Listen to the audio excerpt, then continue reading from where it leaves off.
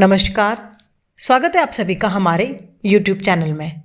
आज अपने इस वीडियो में हम सभी कार्तिक मास के महात्म्य का 23वां अध्याय करने जा रहे हैं। नारद जी बोले, हे राजन, यही कारण है कि कार्तिक मास के व्रत उद्यापन में तुलसी की जड़ में भगवान विष्णु की पूजा की जाती है। तुलसी भगवान विष्णु को अधिक प्रीति प्रदान करने वाली मानी गई है। राजन, जिसके घर में तुलसी है वह घर तीर्थ स्वरूप है, वहाँ यमराज के दूत नहीं आते। तुलसी का पौधा सदैव सभी पापों का नाश करने वाला और अभिष्ट कामनाओं को देने वाला है। जो श्रेष्ठ मनुष्य तुलसी का पौधा लगाते हैं वे यमराज को नहीं देखते। नर्मदा का दर्शन, गंगा का स्नान और तुलसी वन का संसर्ग, ये तीनों एक समान कहे गए हैं। जो तुलसी की मंजरी से संयुक्त होकर प्राण त्याग करता है वह सैकड़ों पापों से युक्त ही क्यों ना हो तो भी यमराज उसकी ओर नहीं देख सकते। तुलसी को छूने से कामिक, वाचिक, मानसिक आदि सभी पाप नष्ट हो जाते हैं। जो मनुष्य तुलसी दल से भगवान का पूजन करते हैं वह पुनः गर्भ में नहीं आते, अर्थात जन्म मरण के चक्कर से छूट जाते हैं। तुलसी दल में पुष्कर आदि समस्त तीर्थ, गंगा आदि नदियाँ और विष्णु प्रभृति सभी देवता निवास करते हैं। हे राजन, जो मनुष्य तुलसी के काष्ठ का चंदन लगाते हैं उन्हें सहज ही मुक्ति प्राप्त हो जाती है और उनके द्वारा किए गए पाप उनके शरीर को छू भी नहीं पाते। जहाँ तुलसी के पौधे की छाया होती है वहीं पितरों की तृप्ति के लिए श्राद्ध करना चाहिए। जिसके मुख में, कान में और मस्तक पर तुलसी का पत्ता दिखाई देता है उसके ऊपर यमराज भी दृष्टि नहीं डाल सकते, फिर दूतों की तो बात ही क्या है। जो प्रतिदिन आदरपूर्वक तुलसी की महिमा सुनता है वह सब पापों से मुक्त हो ब्रह्मलोक को जाता है।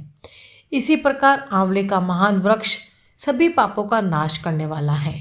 आंवले का वृक्ष भगवान विष्णु को प्रिय है, इसके स्मरण मात्र से ही मनुष्य को दान का फल प्राप्त करता है। जो मनुष्य कार्तिक में आंवले के वन में भगवान विष्णु की पूजा, आंवले की छाया में भोजन करता है उसके भी पाप नष्ट हो जाते हैं। आंवले की छाया में मनुष्य जो भी पुण्य करता है वो कोटि गुना हो जाता है। जो मनुष्य आंवले की छाया के नीचे कार्तिक में ब्राह्मण दंपति को एक बार भी भोजन देकर स्वयं भोजन करता है वह अन्न दोष से मुक्त हो जाता है। लक्ष्मी प्राप्ति की इच्छा रखने वाले मनुष्य को सदैव आंवले से स्नान करना चाहिए।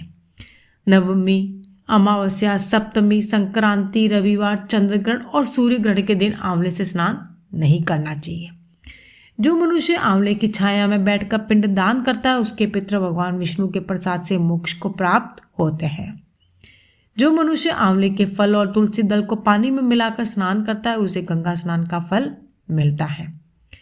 जो मनुष्य आंवले के पत्तों और फलों से देवताओं का पूजन करते हैं उसे स्वर्णमणि और मोतियों द्वारा पूजन का फल प्राप्त होता है।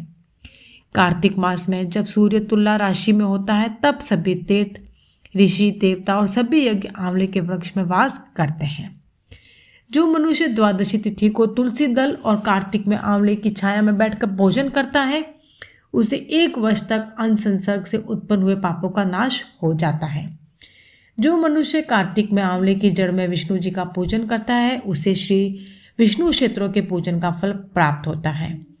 आंवले और तुलसी के महत्ता का वर्णन करने में श्री ब्रह्मा जी का समर्थ नहीं है, इसलिए धात्री और तुलसी जी की जन्म कथा सुनने से मनुष्य अपने वंश सहित भक्ति को पाता है। यह था कार्तिक मास के महात्म्य का 23वां अध्याय। जय श्री हरि, जय श्री कृष्णा।